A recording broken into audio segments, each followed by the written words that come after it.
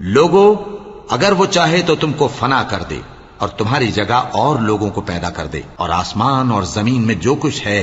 سب اللہ ہی کا ہے، اور اللہ ہر چیز کا احاطہ کیے ہوئے ہے۔ اے پیغمبر، لوگ تم سے یتیم عورتوں کے بارے میں فتویٰ طلب کرتے ہیں، کہہ دو کہ اللہ تم کو ان کے ساتھ نکاح کرنے کے معاملے میں اجازت دیتا ہے،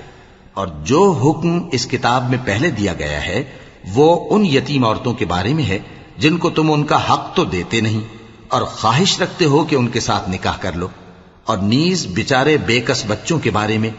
اور یہ بھی حکم دیتا ہے کہ یتیموں کے بارے میں انصاف پر قائم رہو، اور جو بھلائی تم کرو گے تو بے شک اللہ اس کو جانتا ہے۔ اور اگر کسی عورت کو اپنے خاوند کی طرف سے زیادتی یا بے رخی کا اندیشہ ہو تو میاں بیوی پر کچھ گناہ نہیں کہ آپس میں کسی قرارداد پر صلح کر لیں، اور صلح خوب چیز ہے، اور طبیعتیں تو خود غرضی کی طرف مائل ہوتی ہی ہیں، اور اگر تم نیکوکاری اور پرہیزگاری کرو گے تو اللہ تمہارے سب کاموں سے واقف ہے۔ اور تم خواہ کتنا ہی چاہو بیویوں میں ہرگز عدل نہیں کر سکو گے، تو ایسا بھی نہ کرنا کہ ایک ہی کی طرف ڈھل جاؤ اور دوسری کو ایسی حالت میں چھوڑ دو کہ گویا ادھر میں لٹک رہی ہے۔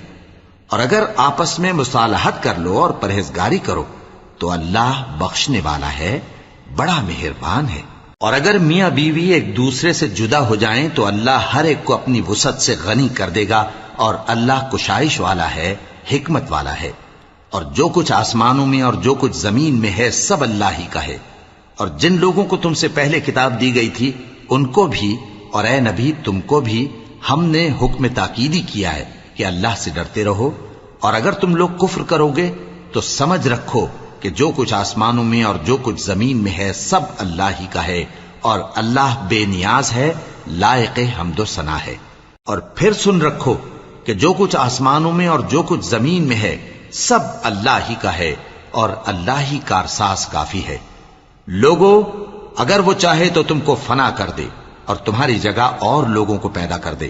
اور اللہ اس بات پر پوری طرح قادر ہے۔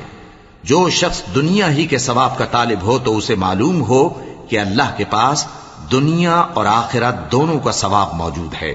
اور اللہ سنتا ہے، دیکھتا ہے۔ اے ایمان والو، انصاف پر قائم رہو اور اللہ کے لیے سچی گواہی دو، خواہ یہ تمہارے اپنے خلاف یا تمہارے ماں باپ اور رشتہ داروں کے خلاف ہی ہو۔ اگر کوئی امیر ہے یا فقیر تو اللہ ان دونوں کا زیادہ خیر خواہ ہے، پس تم خواہش نفس کے پیچھے چل کر عدل کو نہ چھوڑ دینا۔ اگر تم لگی لپٹی بات کہو گے یا سچائی سے پہلو تہی کرو گے تو جان رکھو اللہ تمہارے سب کاموں سے واقف ہے۔